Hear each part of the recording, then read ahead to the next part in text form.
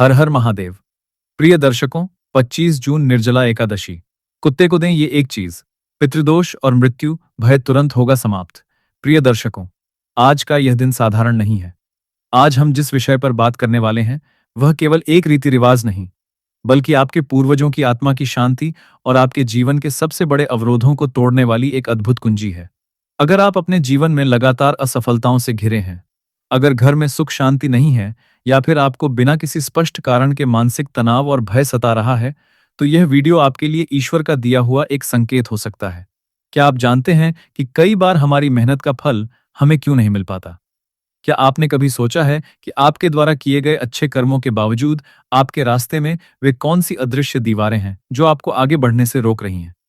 ज्योतिष, शास्त्र और हमारे प्राचीन ग्रंथों के अनुसार इन सभी समस्याओं का मूल कारण अक्सर अपितृदोष होता है।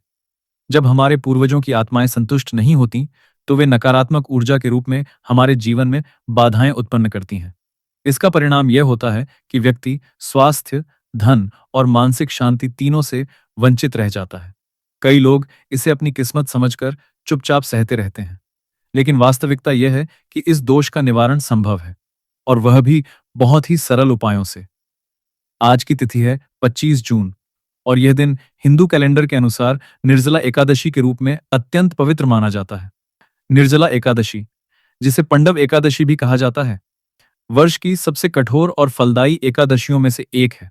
लेकिन क्या आप जानते हैं कि इस पवित्र दिन यदि आप एक विशेष जीव को एक विशेष वस्तु खिला दें, तो यह आपके जीवन के सबसे गहरे और जटिल पितृदोष को भी क्षणों में समाप्त कर सकती है?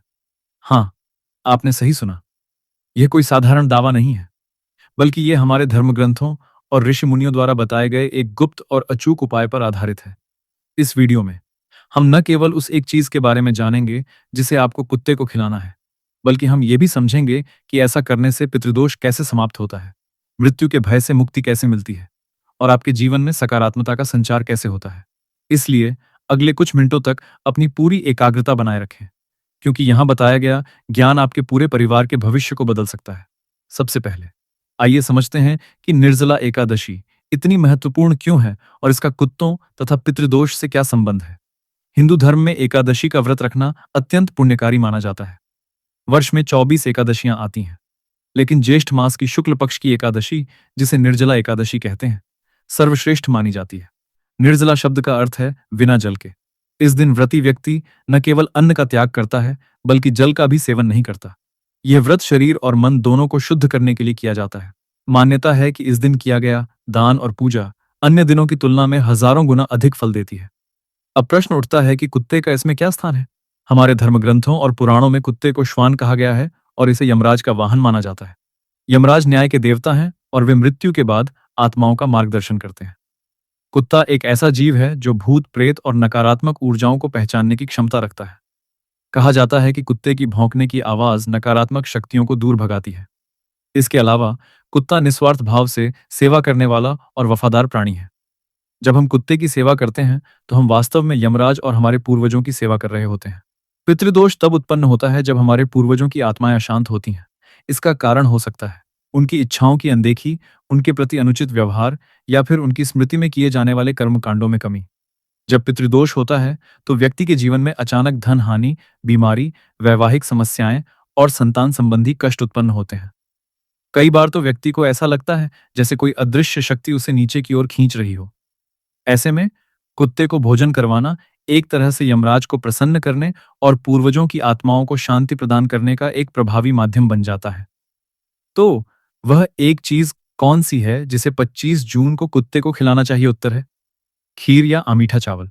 हाँ, प्रिय दर्शकों, 25 जून की निर्जला एकादशी के दिन यदि आप सफेद चावल से बनी हुई खीर, जिसमें दूध, चीनी या गुड़ और थोड़ा सा घी मिला हो, किसी आवारा कुत्ते या अपने पालतू कुत्ते को खिला दें, तो यह पितृदोष निवारण का एक अचूक उपाय माना जाता है। आइए इस उपाय को करने की सही विधि और इसके पीछे छिपे वैज्ञानिक तथा आध्यात्मिक कारणों को विस्तार से समझते हैं। उपाय की संपूर्ण विधि। 1.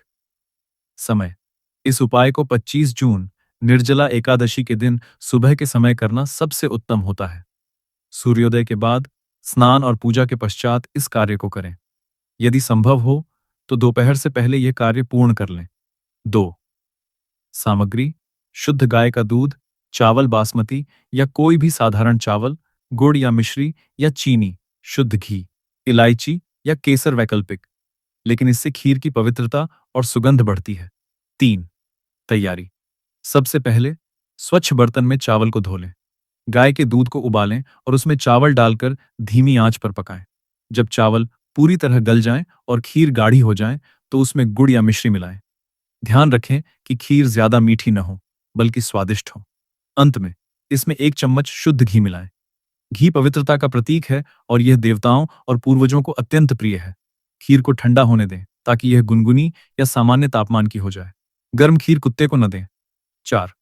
कुत्ते को खिलाने की प्रक्रिया। खीर तैयार होने के बाद इसे एक साफ थाली या कटोरे में निकालें। सबसे पहले इस खीर में से एक छोटा सा हिस्सा निकालकर अपने घर के मुख्य द्वार पर या तुलसी के पौधे के पास रख दें। यह भूमि देवी और वास्तु दोष को शांत करने के लिए है। इसके बाद शेष खीर को लेकर किसी ऐसे स्थान पर जाएं जहां आपको कोई आवारा कुत्ता दिखाई दे। यदि आपके पास पालतू कुत्ता है तो उसे भी ये खीर खिला सकते हैं, लेकिन आवारा कुत्ते को खिलाने का पुण्य अधिक माना जाता है क्योंकि वह निस्सहाय होता है। कुत्ते के पास जाते समय मन में भगवान विष्णु या भगवान शिव का नाम लें।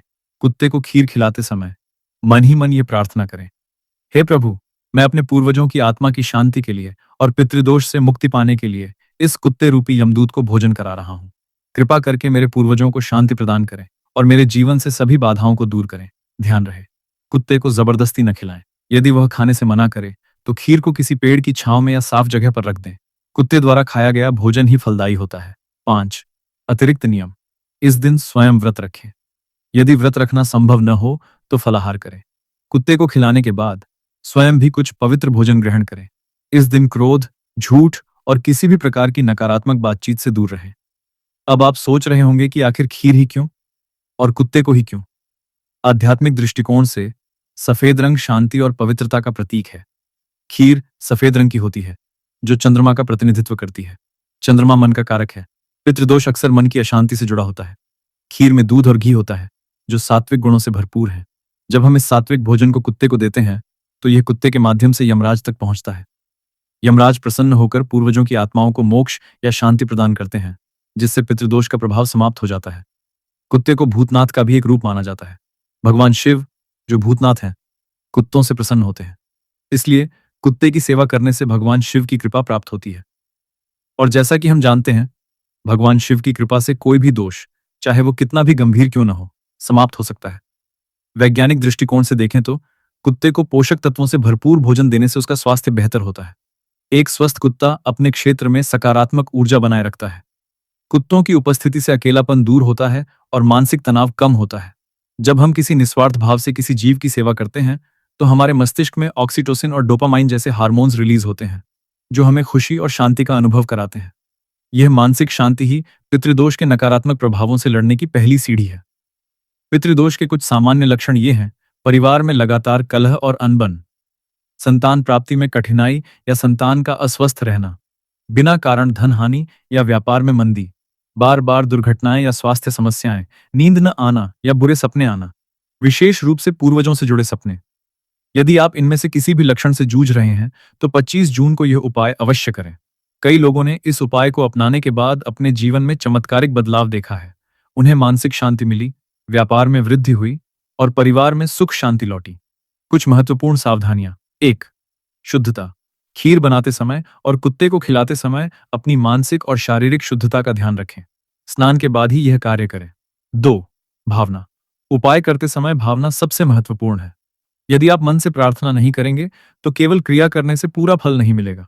अपने पूर्वजों को याद करें और उनसे क्षमा याचना करें यदि आपसे कोई भूल हुई हो। 3. निरंतरता। यदि संभव हो तो इस उपाय को केवल एक दिन तक सीमित न रखें। आप हर एकादशी को या हर अमावस्या को कुत्ते को भोजन खिला सकते हैं। इससे पितृदोष का प्रभाव स्थायी रूप से समाप्त होता है। 4. अन्नदान। निर्जला एकादशी के दिन आप ब्राह्मणों को दान भी दे सकते हैं, गायों को चारा खिला सकते हैं और जरूरतमंदों की सहायता कर सकते हैं। ये सभी कर्म पितृदोष निवारण में सहायक होते हैं। आइए एक काल्पनिक लेकिन प्रेरणादायक कहानी के माध्यम से समझते हैं कि कैसे इस सरल उपाय ने एक व्यक्ति के जीवन को बदल दिया। रामेश्वर नाम का एक व्यक्ति था जो एक छोटे से गांव में रहता था। वह बहुत मेहनती था, लेकिन उसके जीवन में कभी स्थिरता नहीं आई। उसका छोटा सा किराना स्टोर हमेशा घाटे में चलता था। उसके 2 बच्चे थे, जो अक्सर बीमार रहते थे। उसकी पत्नी हमेशा तनाव में रहती थी। रामेश्वर ने कई ज्योतिषियों को दिखाया, कई पूजा पाठ करवाए, लेकिन कोई लाभ नहीं हुआ। एक दिन एक बुजुर्ग साधु उसके गांव आए। रामेश्वर ने उनसे अपनी समस्या बताई। साधु ने उसकी कुंडली देखी और कहा, पुत्र, तुम्हारे ऊपर गहरा पितृदोष है। तुम्हारे पूर्वज अशांत हैं। रामेश्वर ने पूछा, गुरुजी, इसका उपाय क्या है? मैं बहुत गरीब हूं, बड़े बड़े यज्ञ नहीं कर सकता। साधु मुस्कुराए और बोले, ईश्वर को बलिदान नहीं, भक्ति और सेवा चाहिए। अगली निर्जला एकादशी को तुम बिना जल के व्रत रखो और एक कुत्ते को खीर खिलाओ। मन से प्रार्थना करो कि तुम्हारे पूर्वज शांति पाएं। रामेश्वर ने वैसा ही किया। 25 जून को उसने व्रत रखा और एक आवारा कुत्ते को खीर खिलाई। उसने मन से रो रोकर अपने पूर्वजों से क्षमा मांगी। उस दिन के बाद रामेश्वर को अजीब सी हल्कापन महसूस हुआ। कुछ ही दिनों में उसके बच्चों का स्वास्थ्य सुधरने लगा। उसके स्टोर में एक बड़ा ऑर्डर आया, जिससे उसका घाटा पूरा हो गया। धीरे धीरे उसके जीवन में सकारात्मकता लौट आई। रामेश्वर समझ गया कि ईश्वर की कृपा पाने के लिए धन की नहीं, बल्कि शुद्ध हृदय और सही कर्म की आवश्यकता होती है। यह कहानी हमें सिखाती है कि उपाय चाहे कितना भी सरल क्यों न हो, यदि उसे श्रद्धा और विश्वास के साथ किया जाए तो उसका फल अवश्य मिलता है। निर्जला एकादशी केवल पितृदोष निवारण के लिए ही नहीं, बल्कि समग्र स्वास्थ्य और आध्यात्मिक उन्नति के लिए भी लाभकारी है। शारीरिक डिटॉक्स।